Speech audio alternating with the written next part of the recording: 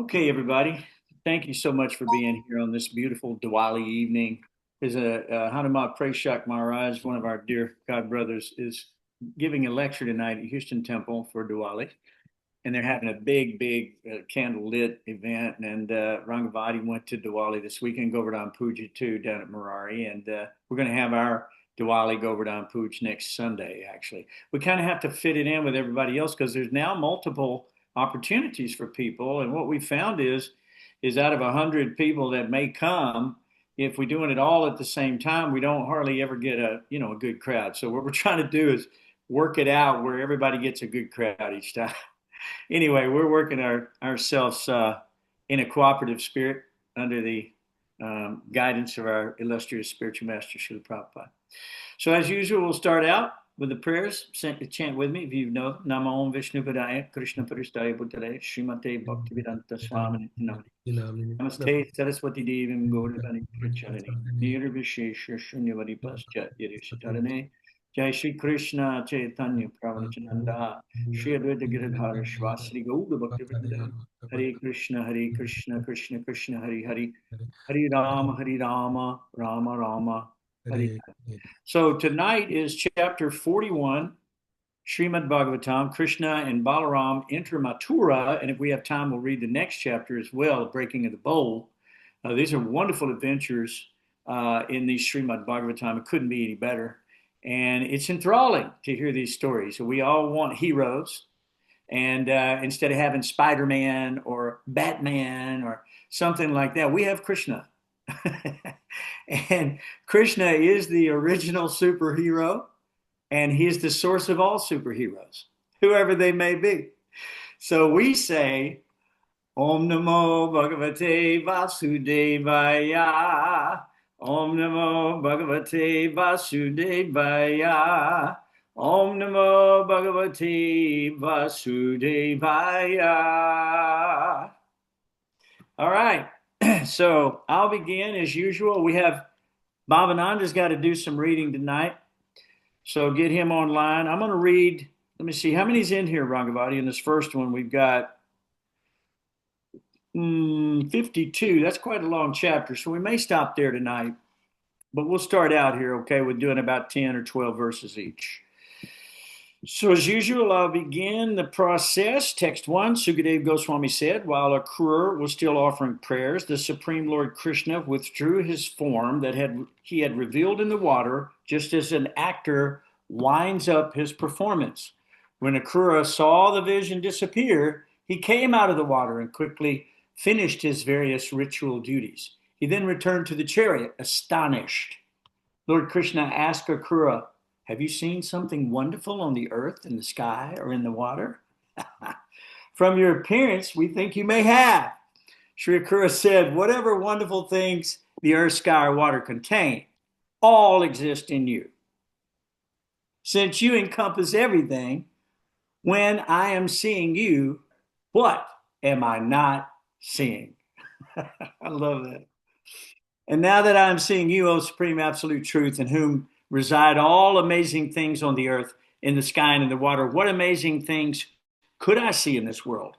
With these words, Akrura, the son of Gandhini, began driving the chariot onward. At the end of the day, he arrived in Mathura with Lord Balarama and Lord Krishna. Wherever they passed along the road, O king, the village people came forward and looked upon the two sons of Vasudeva with the greatest pleasure. In fact, the villagers could not withdraw their eyes from them.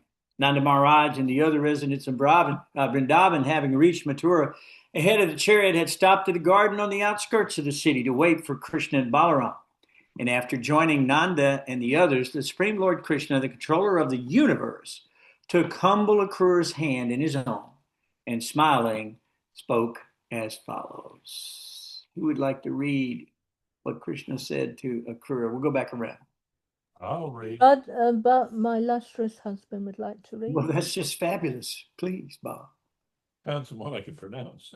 He thinks there's some words he can pronounce. Okay, are we on 11 or 10? 11. No. Sri Akrura said, O Master, without the two of you, I shall not enter Mathura. I am your devotee, O Lord, so it is not fair for you to abandon me. since you are always affectionate to your devotee. Come, let us go to my house with your elder brother, the cowherdmen, and your companions. O best of friends, O transcendental Lord, in this way please grace my house with its master. I am simply an ordinary householder attached to ritual sacrifices, so please purify my home with the dust of your lotus feet. By that act of purification, my forefathers, the sacrificial fires, and the demigods will all become satisfied. By bathing your feet, the exalted Bali Maharaj attained not only glorious fame and unequaled power, but also the final destination of pure devotees. The water of the Ganges River has purified the three worlds, having become transcendental by bathing your feet. Lord Silva accepted that water on his head, and by that water's grace, the sons of Sagara attained to heaven. Yeah. O Lord of Lords, Master of the universe, O you whose glories it is most pious to hear and chant, O best of the Yadus, O you whose fame is recounted in excellent poetry, O Supreme Lord Narayana, I offer you my obeisances. The Supreme Lord said, I will come to your house with my elder brother, but first I must satisfy my friends and well-wishers by killing the enemy of the Yadu clan. Sukadeva Goswami said, thus addressed by the Lord, Akura entered the city with a heavy heart. He informed King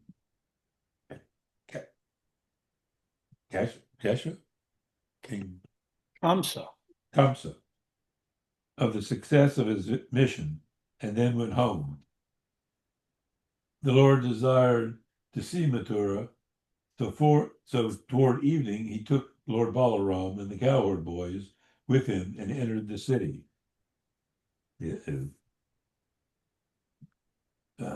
Lord saw Mathura with its tall gates and household entrances made of crystal, its immense archways and main doors of gold, its granaries and other storehouses of copper and brass, and its impregnable moats. Beautifying the city were pleasant gardens and parks. The main intersections were fashioned of gold, and there were mansions with private pleasure gardens, along with guild halls and many other buildings. Mathura resounded with the calls of peacocks and pet turtle doves, who sat in the small openings of the lattice windows and on the gem-studded floors, and also on the column balconies and on the ornate rafters of the front of houses. These balconies and rafters were adorned with Viduriya stones, diamonds, crystal quartz, sapphires, coral, pearls, and emeralds. All the royal avenues and commercial streets were sprinkled with water, as were the side roads and courtyards. The flower garlands, newly grown sprouts, gained parched grains, and rice had been scattered about everywhere. Gracing the house's doorways were elaborately decorated pots filled with water, which were bedecked with mango leaves, smeared with yogurt and sandalwood paste, and encircled by flower petals and ribbons. Near the pots were flags, rows of lamps, bunches of flowers, and trunks of banana and betel nut trees. Okay, thank you, Bob. That was very good. Very good. Now, who wants to read next? Shall I read since I have the mic on? You go right ahead. Right. The women of Mathura hurriedly assembled and went forth to see the two sons of Vasudeva. They entered the city on the King's Road, surrounded by their cowherd boyfriends. Some of the women, my dear kin, eagerly climbed to the roofs of their houses to see them. Some of the ladies put their clothes and ornaments on backwards, Others forgot one of their earrings or ankle bells, and others applied makeup to one of their eyes but not the other. Those who were taking their meals abandoned them. Others went out without finishing their baths or massages. Women who were sleeping at once rose up when they heard the commotion, and mothers breastfeeding their infants simply put them aside. The lotus-eyed Lord, smiling as he recalled his bold pastimes, captivated those ladies' minds with his glances.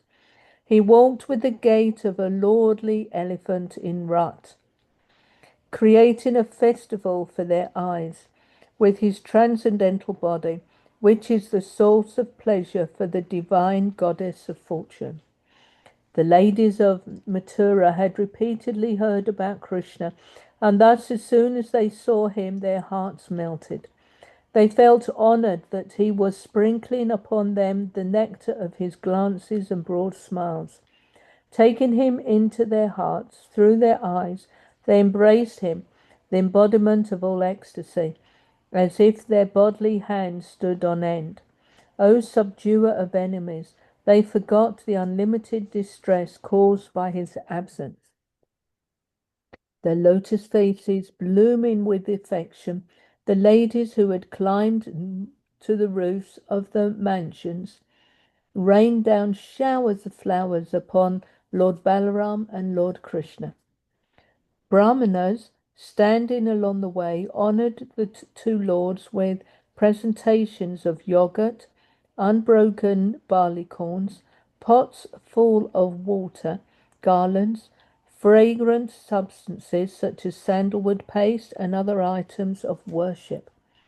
The women of Mathura exclaimed, "Oh, what severe austerities the gopis must have performed to be able to regularly see Krishna and Balaram, who are the greatest source of pleasure for all mankind."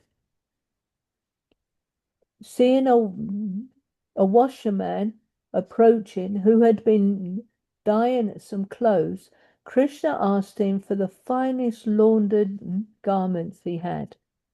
Lord Krishna said, "Please give me suitable garments to the two of us, who certainly deserve them. If you grant this charity, you will undoubtedly receive the greatest benefit."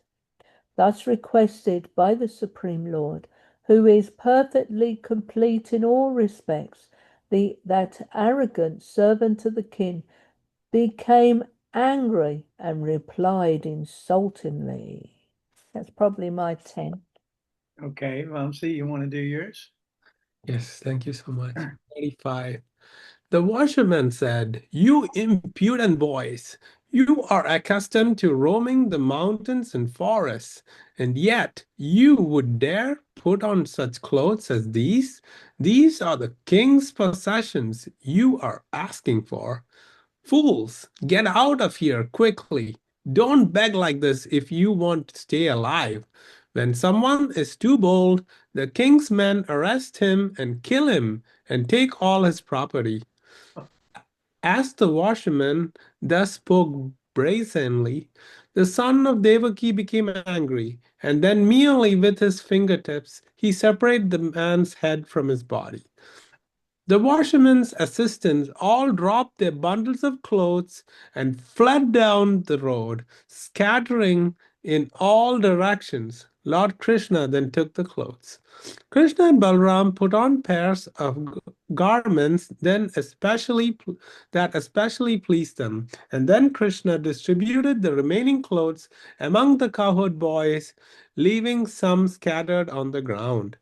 Thereupon a weaver came forward and, feeling affection for the lords, nicely adorned their attire with cloth ornaments of various colors.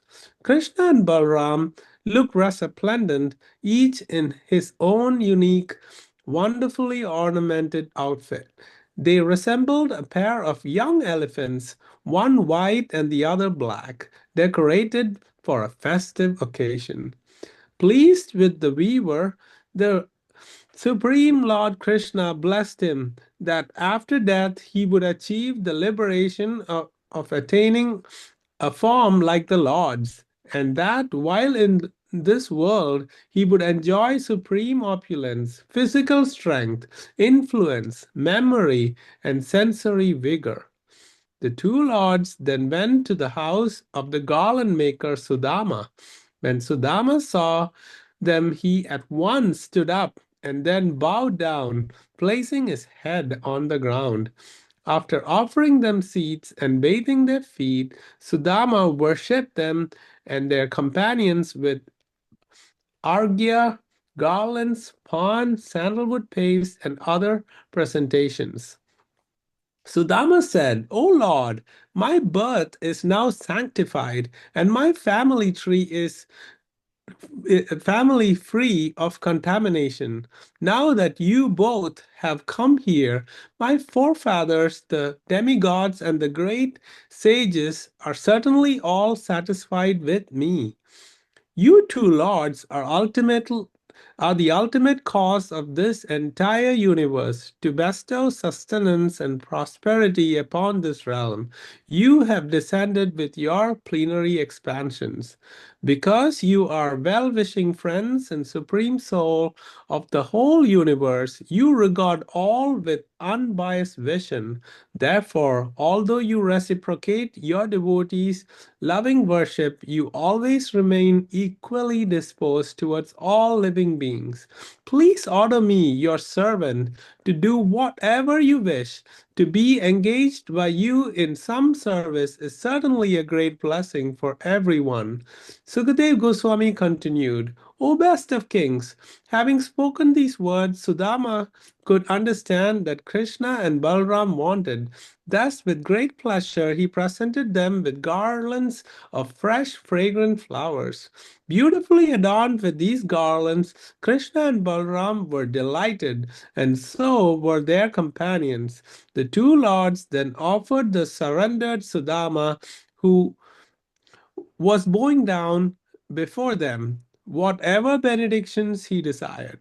Sudama chose unshakable devotion for Krishna, the supreme soul of all existence, friendship with his devotees, and transcendental compassion for all living beings. Not only did Lord Krishna grant Sudama these benedictions, but he also awarded him strength, long life, fame, beauty, and ever-increasing prosperity for his family. Then Krishna and his elder brother took their leave. Hare Krishna.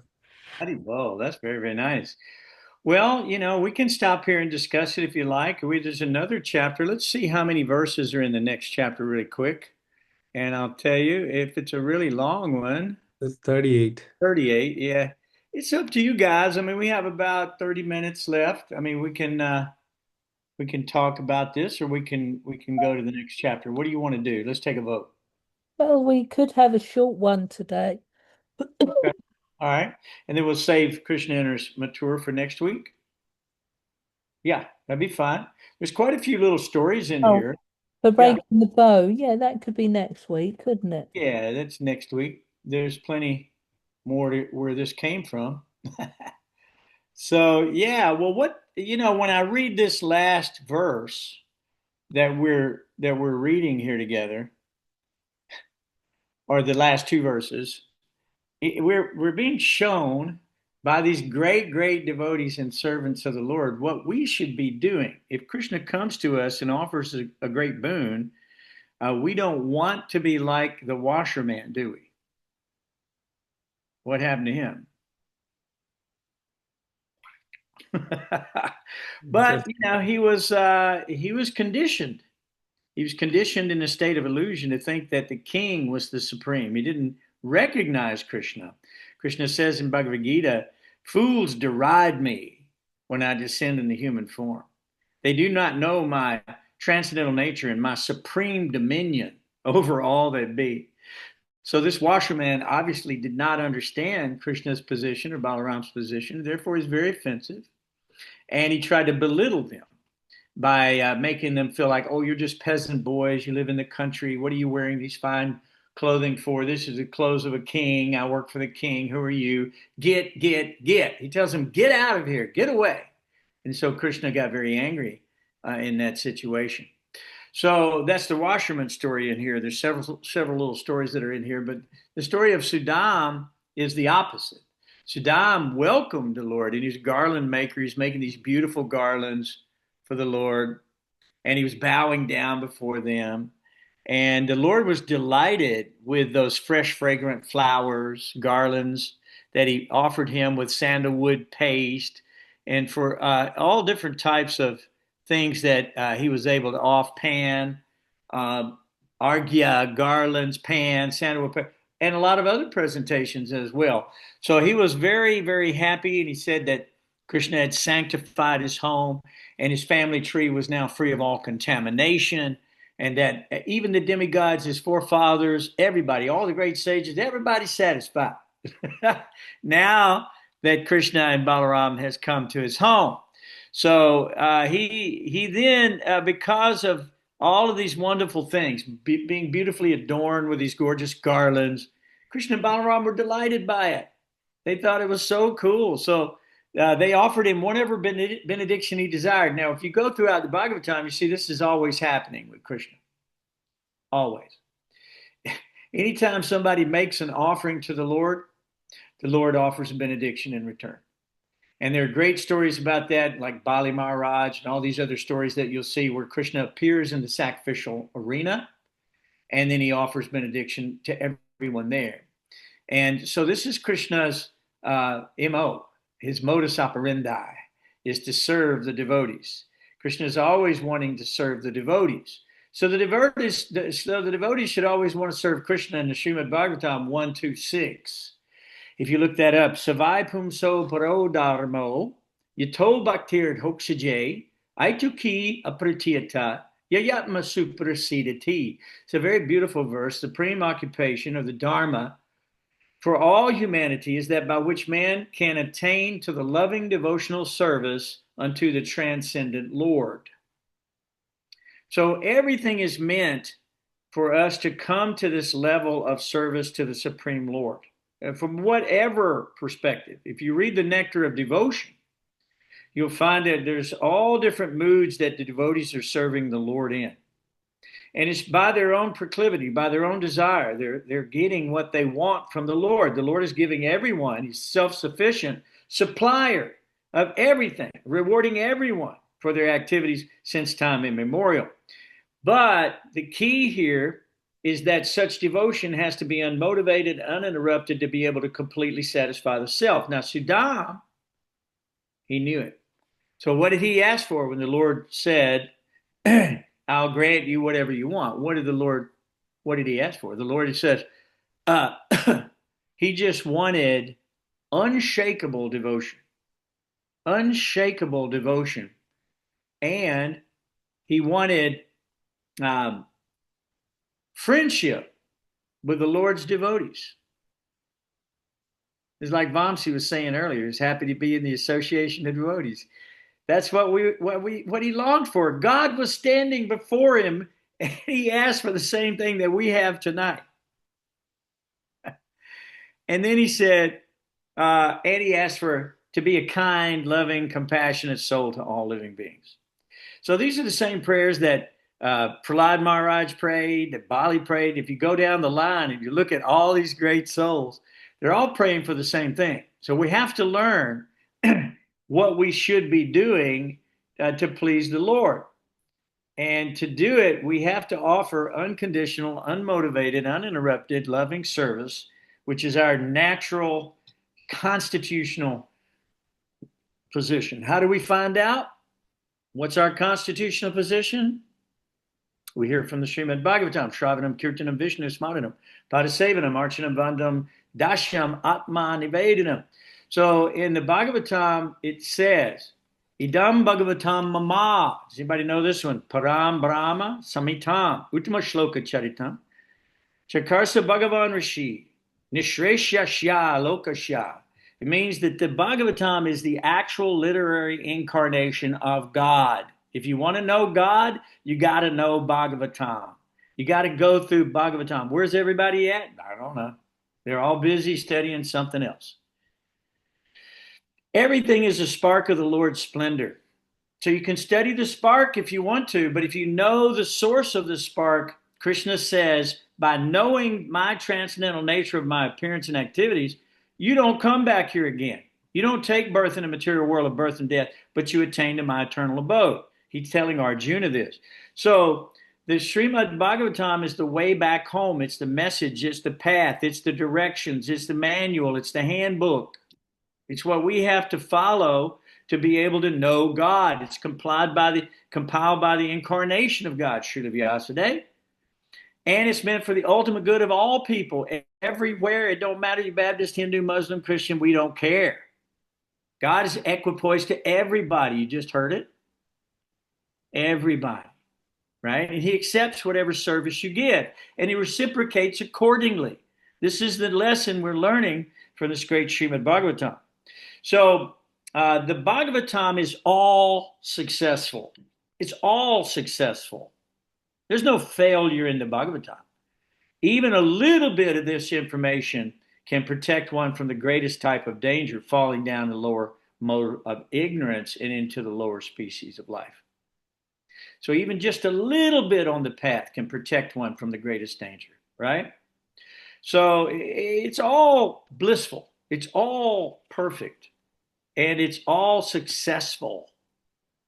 So you're engaged in that activity this evening. God bless you for that. And whoever else may hear this in the future, hopefully you will see what a great blessed position you're in simply by hearing this information. So we're kind of going backward in this chapter instead of forward.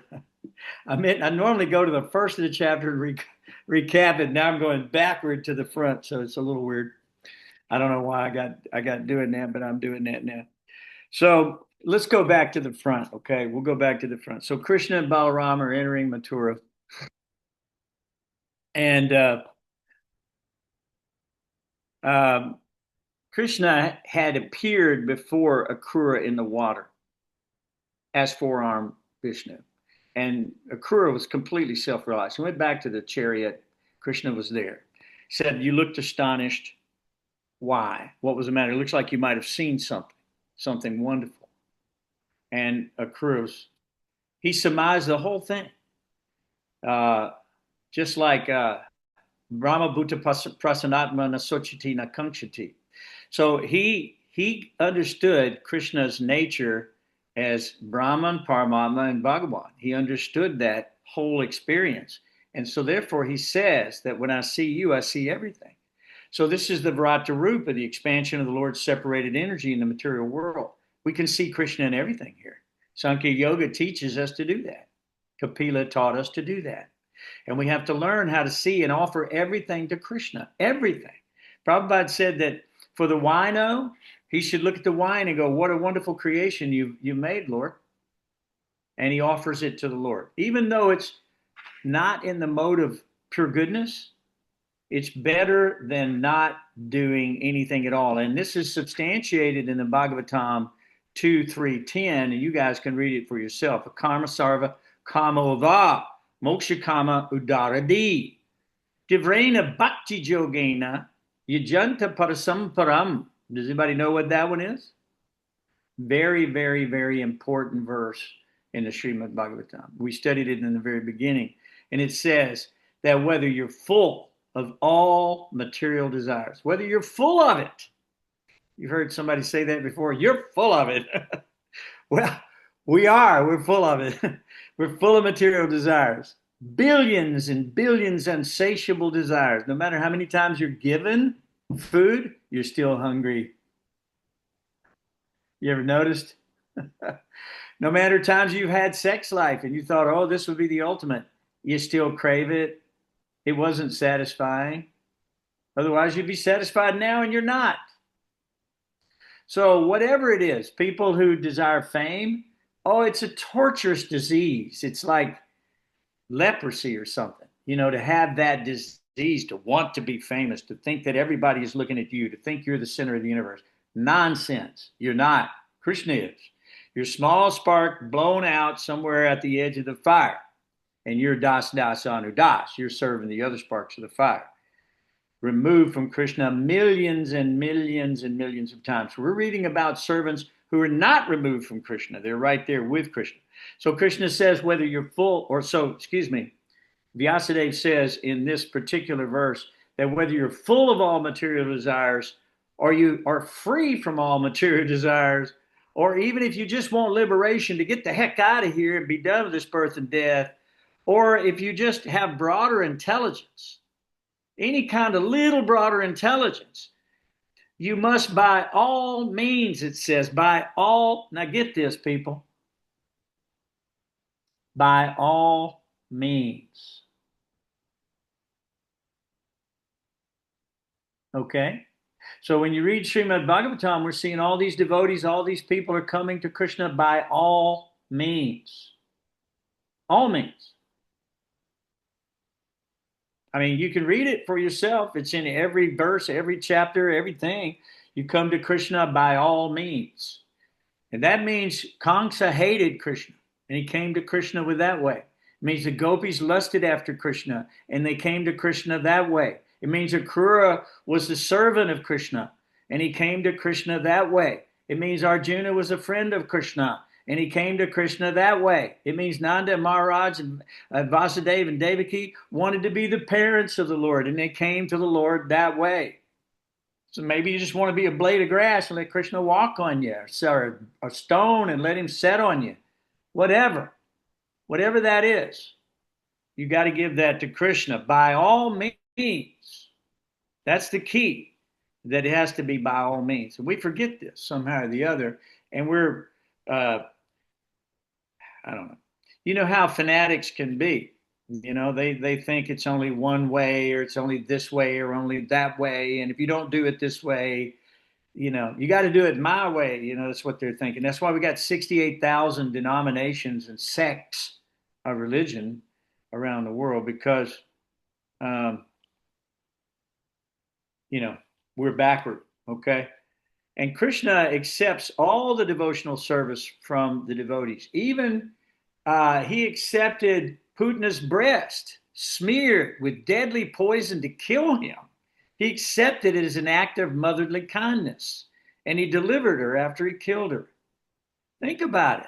Go back through all these stories. There's hundreds of them where we can find out that Krishna is showing ultimate mercy to every type of dacoit, demon, rascal, devotee, demigod, beloved parent, you name it. He's doing it for every single body. So therefore, he asked him, what benedictions did you want, when he was talking to Sudam? And he gave Sudam what he asked for. He not only granted Sudam those benedictions, but he awarded him, just like he did with Prahlad Maharaj, with strength, long life, fame, beauty, ever-increasing prosperity, and so forth for his family before he took his leave. So let's go back to the beginning. Just quickly, we won't belabor this. The story is pretty quick. But what happened is along the way to Mathura, everybody is amazed. Everybody's gathering on the sides of the road, and they're offering whatever. So when they got just outside of Mathura, they stopped at a garden. And Krishna took Akrura by the hand. Could you imagine being taken by the hand of the Supreme Person and held closely? And he told him, he said, now you go ahead of us, okay? We'll join you in a little while, don't worry. And you go ahead and announce that we're coming. Well, Akrura didn't like it at all. He said, Lord, please don't abandon me. I'm your servant. I'm your devotee. How can you abandon me? The Lord was not abandoning him, but he was making the necessary arrangements to satisfy the souls of so many. Everyone in Mathura, he had to take into consideration, not just Akrura's desires. So he sent him ahead, and even though Akrura did not like that, he asked him if he would come to his home, and Krishna said, yes, I'll come to your home, but let me go kill everybody first. let me take care of some of my duty first, and then I'll come and we'll have a nice time, right?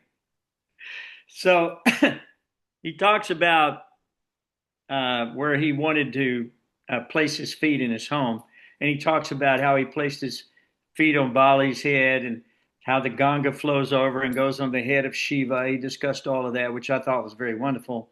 So Akrura is establishing Krishna's feet, his lotus feet, as supreme. And so anyway, he had to go on. And when he got there, he told Kansa all about it, and then he went to his home, right? He was not very happy about it, actually.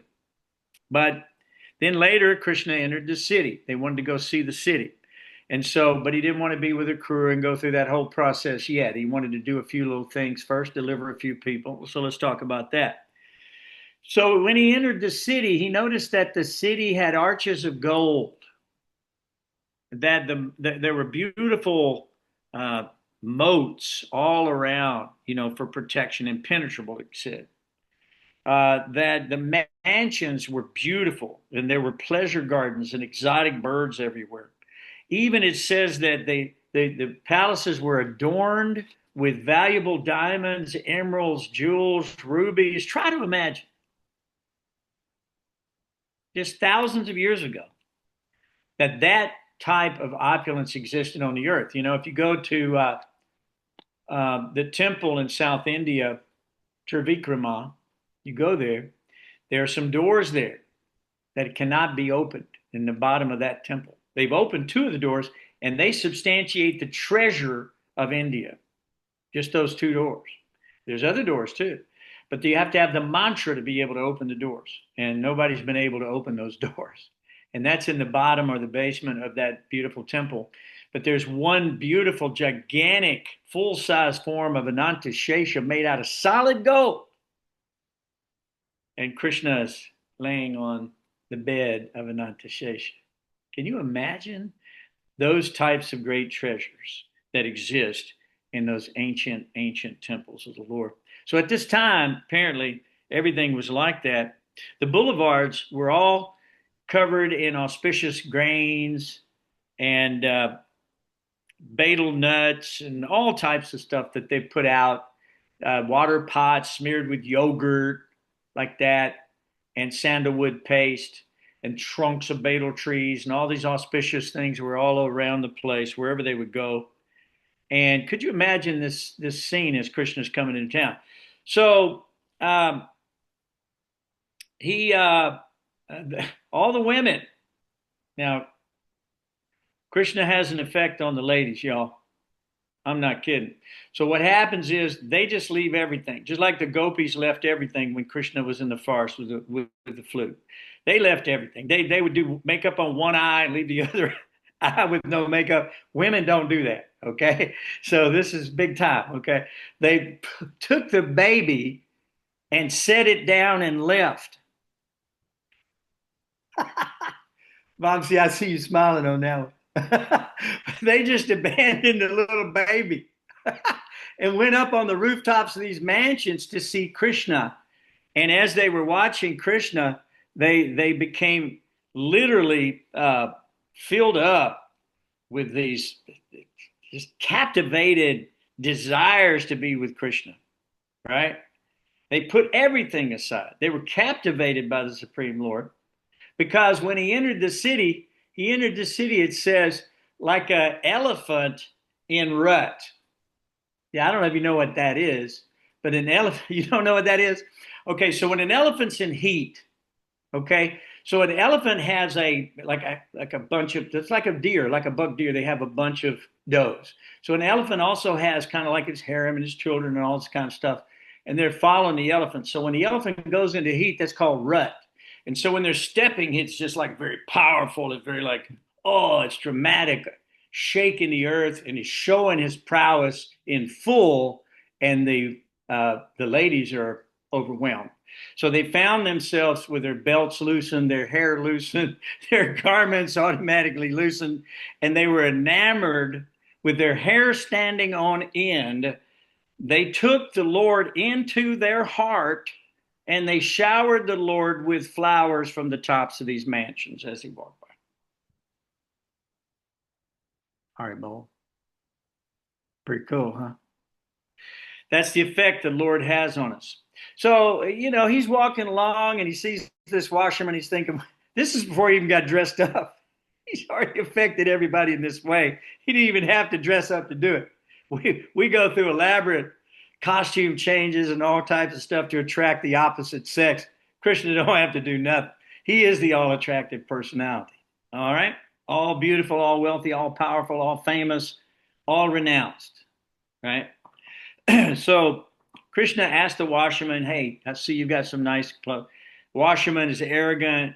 He criticizes the boys, calls them foolish boys, tells them that this belongs to the king, he tells them, get out of here, get away now. So Krishna just took the fingers of his hand right here and took his head off. All the washermen's friends that worked for the king, they all dropped their bundles and left, so there's plenty of clothes for the cowherd boys Krishna is distributing. And he decorates himself in Balarama. They're looking good. Okay. So, but it's still, all it is just these garments. So he needs a little more. So he meets a weaver next.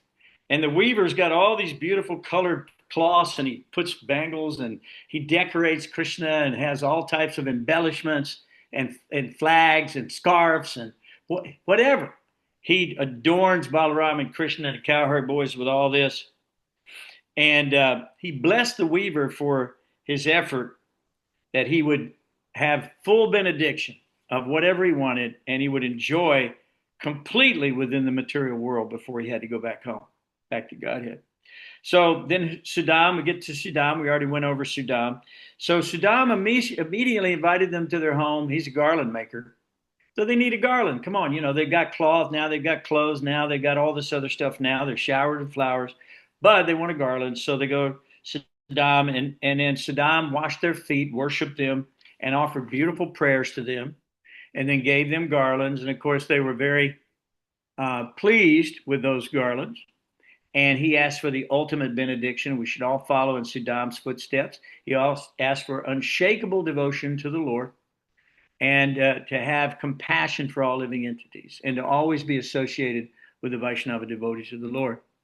So he offered him everything, his boon he wanted, and including all prosperity, ever increasing prosperity in the material world.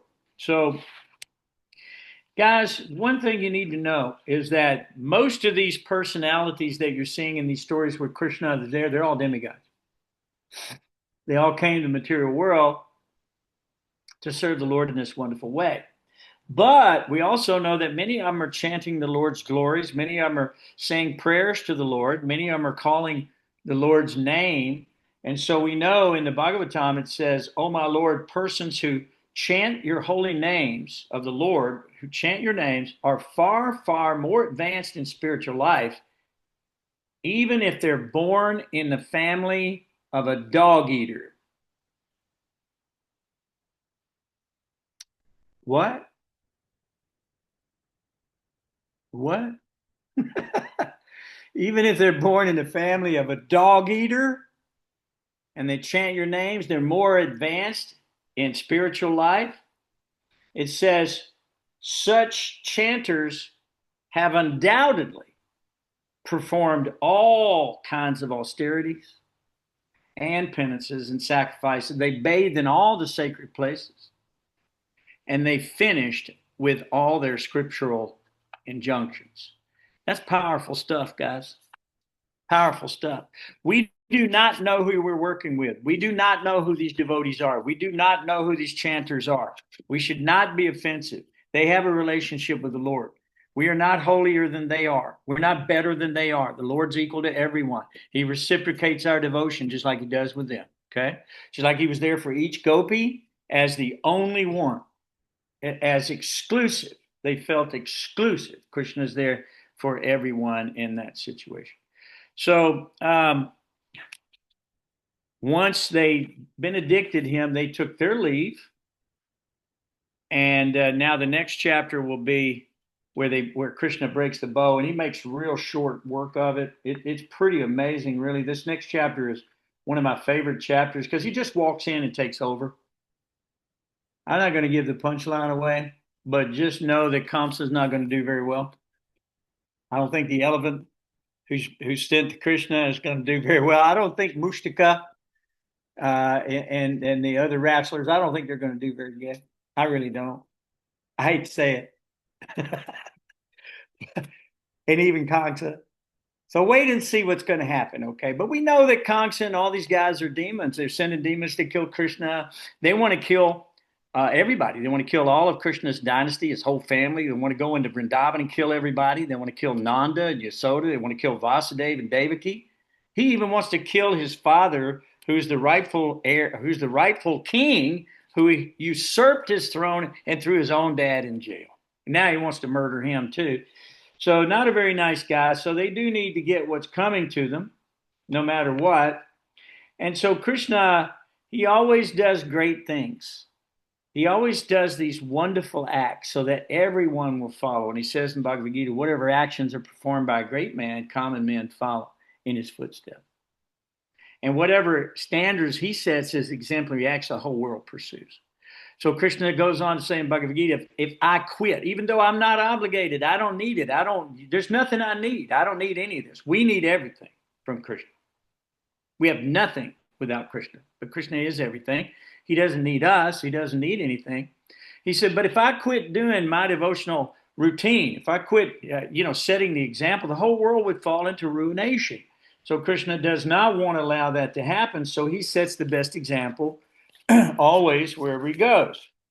And he goes on to say, Nabudhi Bedam Janayed. You know this one? Agyanam Karma Sanginam. Josayet Sarva Karmani. Vidvam Yukta Samacharam.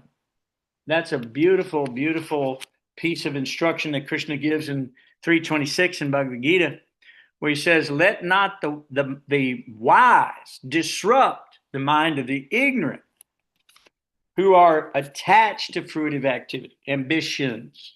They're attached to, materialistic goals. Don't disrupt their mind. They should not be encouraged to refrain from work, but they should be encouraged to work in the spirit of devotion. So this is our goal. At Sankirtan Devotees, this is our goal in life, is to encourage people in the way of devotion. No matter what condition that we may find them in, we should encourage them in the way of devotion, because this is what Krishna has recommended for us. And when we look at the great devotees, we're seeing that everyone is doing that. Just like Saddam said, let me have ultimate compassion for all the living entities. So Krishna is very pleased when he sees that you're being very kind to all the living entities. So we should be kind. Sometimes kind doesn't look kind. If you stop a child, you grab his hand from sticking it in a light plug, it might not look kind. You go, no. But you just saved that baby's life. So when you deliver the harsh truth to people, many times they don't like you for it. When Jesus gave the truth, they wanted to kill him, hang him on a tree. Prabhupada came, he had so many enemies. You understand? Krishna, look at the enemies he's got. Material world is a place where filled up with enemies of God. We are enemies of God. So how do we become favorable and friendly to God? Or how do we use our hatred against God and become a devotee? I mean, that's not recommended in our sampradaya, but we've seen that even Krishna accepts these different things. So, Nabudhi Bedam Janayet. Let not the wise disrupt their minds, but encourage them in the way of devotion. We should definitely be doing that. And I'm going to leave the last 2 or 3 minutes here. What, anybody's got any questions? Anything you want to ask? Yeah. Mom's got something. Go ahead, Mom's. Hare Krishna, Prabhuji. I was just trying to find out about this washerman.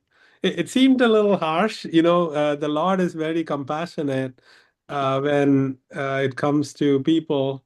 He tolerates everyone. So it's like, oh, just because this guy didn't give him clothes, how could he have killed him? And I found out from Garga Samhita that this was the same washerman who was spreading rumors about Mother Sita in Ramayana. So this is why Wow. Lord Ram had to send her all the way, banish her to the Because ashram. of him. Because of him. So So actually, this washerman was then repenting for spreading this rumor, and he was thinking Lord Ram should kill him. And then it so happened that he became a washerman in Dwapara Yuga, and Krishna, kind of liberated him, so that it was actually a blessing for him. Um, Vamsi, there's so many stories like that we see. Like Kamsa was killing his own children. yeah, He thought he was killing yeah. Vasudeva and Devaki's kids, but they were his kids reincarnated. He killed every one of his own children. So six of Good them. golly, man. Krishna's so smart Yeah. when it comes to that. Well, I didn't know that. Garga Samhita, you found that. What a wonderful thing. God, Vamsi, you're always so wonderful bringing that. No, I just searched for it. I'm not reading Garga Samhita. Maybe one day I can. Thanks to you, That's I'm nice reading that you Bhagavatam. searched and found it out, though. To bring that information is very, very nice, So I just wondered, I was looking to see if there was any purport in that particular, but after Prabhupada finished writing, there's not so many purports we don't see with Mhm. Prabhupada's disciples. They don't really take that position so much. So you Mhm. don't get as many purports. In some cases you do, but not so much. Yeah, So you kind of just got to do your own research, and I yeah. appreciate you doing that very much, Vamsi. You're a delight, Oh, Mr. that- Wally. You are the light. Actually, when we went for the Sadhu Sangha, there was this whole set as big as the Bhagavatam of Garga Samhita. They like one of the devotees took that service to translate the Sanskrit, and they were selling that there. I, So it is. we should all be reading that, the Garga Mm, Samhita. Yeah, mm. there's so many wonderful additional books. Prabhupada did caution us a bit not to read too many books. Yeah, yeah. Certainly you have to study Srimad Bhagavatam. You Mhm, have to study mhm, Chaitanya Charitamrita. You have to study Bhagavad Gita. You have to study Upanishad. You have to study Nectar of Devotion. I mean, there's a few books that Prabhupada said are mandatory for us, but yeah, then you have to be a little careful because our yeah, interpretations, it's hard to yeah. say. Hard to say. Mhm. Right, right. But nonetheless, I mean, we've gotten some nectar from this chapter, and the timing was perfect. I don't think we could have done this recap and Mhm. then the next chapter either tonight and Yeah. finished in time. So it's 8:03, Ranga. You were late getting here, rascal. Rascal. Yeah, it's just as well. It's just as well you messaged me. I thought, what's he on about? I shouldn't say. You guys are a great blessing to me, and I appreciate your prayers always. Please ask Krishna to confer his mercy on me, man. I need all I can get. I'm trying to spread this Krishna consciousness movement with the last little bit of life I have, and I really need your energy to be able to really accomplish anything. So, and sometimes it's daunting task, and sometimes it seems very successful, other times not. But the point is, it's all successful. We just read that. If we're studying Bhagavatam, we're doing Krishna Kata, and that's what we're doing. It's for the world to see. I mean, we're not out here creating nonsense and just saying schisms and isms and making up philosophy. We're just talking about what Prabhupada said. We're talking about what Krishna says in Bhagavad Gita, and we're reading what Vyasadeva said in Srimad Bhagavatam. So it's all perfect. It's eternal. It's blissful. It's liberating. It is the perfection of our life. And by all means, it says, all means, we should get Krishna. So, you know, I've got a little habit that I do. It's kind of where Krishna says, wherever the mind wanders due to its restless and flickering nature, one should bring it back under the control of the self. He says that in Bhagavad Gita. And that's a hard call.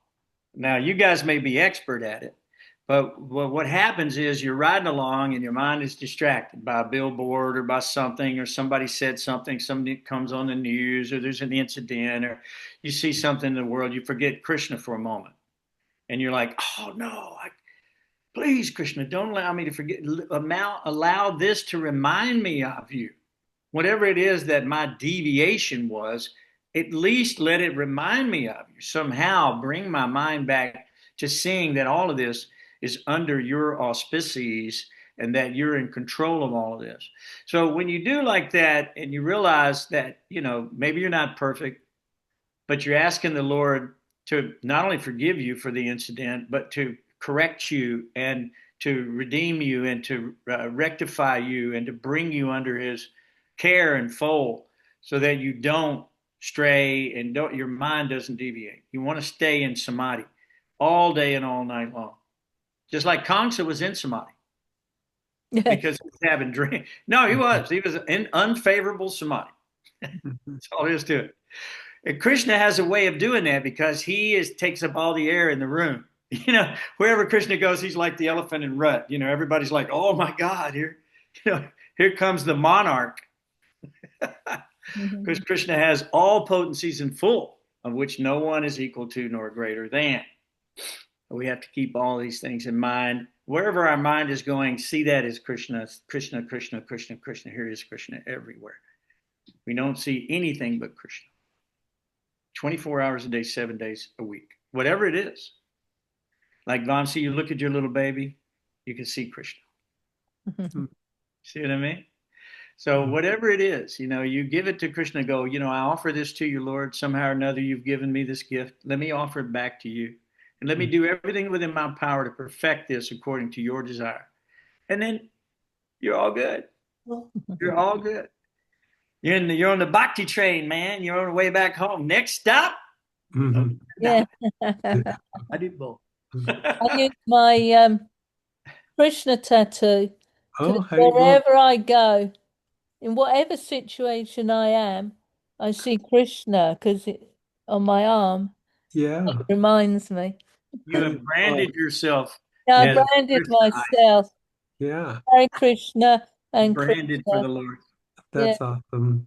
Yeah, so it reminds me all the time. I'm Mm. getting Govinda on Oh his my goodness. next It's kind of like Ranga. What I used to do is I'd take my palm and I'd write the answers on my palm. Yeah, that's And right. I'd go in and I'd look at him, a teacher come by and go, "Here's the wash rag." Yeah. You got to get it off. So you kind of got to remember Krishna anyway, no matter what. Okay? Yeah. Even if you don't have a tattoo, you still have to do it. Yeah. But guys, y'all are great. And this has been a fun time tonight. It's always fun hearing about Krishna. And just some of the verses that stood out in my mind regarding this chapter, please hold them in your own mind and heart and see the benefit of all of that because this whole thing culminates in the supreme occupation, which is Sanatan Dharma, Bhagavad Dharma. And that is always remember Krishna and never forget Krishna. Is there anything else to be said? I don't think so. I mean, unless you got something else you want to add, I'm leaving it right there.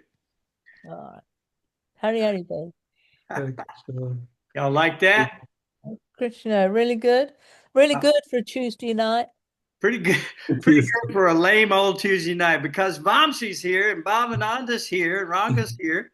We got the A team, buddy. Hare Krishna. Come on now, we got the A team with us. Happy Diwali.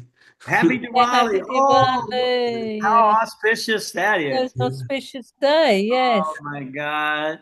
Today's the same day Krishna did the Damodar Leela is also what I heard. So both Ram comes to Ayodhya and Krishna did the actual Damodar Leela happened on this day. Wow. Today is the day to offer lambs if we have not been doing that. And we spoke about the clothsman who lost his head because he had betrayed Sita. Yeah. Spread all those was ghosting her and everything, whatever it's called. Yeah. So it's all connected, isn't it? Yeah. Okay. Well, we chant Hari Ram every day, and we chant Hari Krishna every day. And we never want to forget. And Hare, Mother Hare, is Sita and Radha. So we know that. So we're connected with them as long as we're connected with the holy name of the Lord. And so one should always be either chanting the name of the Lord, being involved in one of the 9 devotional processes, and you can do that all day. And if you don't have lamps and you don't have money and you don't have a big house, you don't have all that stuff, you can do it in your mind. Vasudev did that in the prison cell where he offered thousands of decorated cows with golden ornaments filled with milk bags and all this kind of stuff, all fully decorated. He offered all that to the Brahmins in his mind. while he was in the prison. Mm. That's real devotion. It's called Manasa Seva. You need to look into it. Mm. You can serve the Lord with your thoughts too. That's energy. And I just listen to this one last little funny thing. I was reading today that the Russians have proven that, and they've done this scientifically, that whatever you think sends some electric messages directly to your DNA. And your DNA is enlivened somehow by these desires that you have. And through that messaging to the DNA is the source of a kind of a creation. That's where the life is in that DNA.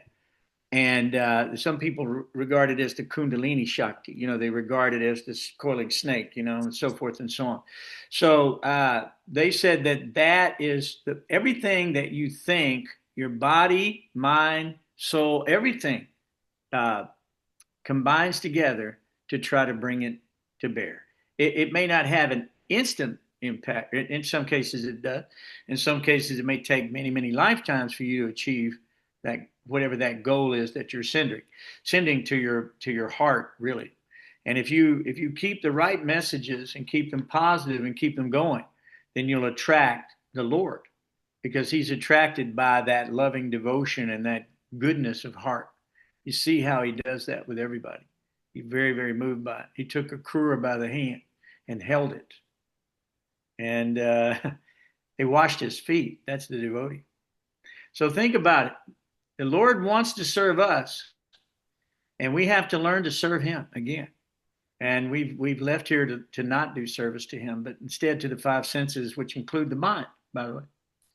So you got to control that mind, guys. You can do it by Krishna Kata and by one of the 9 devotional processes. So keep that in mind. And thank you guys so much. Hare Krishna. Repeat after me. Hare Krishna. Hare Hare Krishna. Krishna. Hare Krishna. Hare Krishna. Krishna Krishna. Krishna Krishna Krishna. Krishna. Hare Hare. Hare Hare Hare. Hare. Hare Rama. Hare Hare Rama. Rama. Hare Rama. Hare Hare Rama. Rama Rama. Rama. Rama Rama Rama. Hare Hare. Hare Hare Bo. Hare.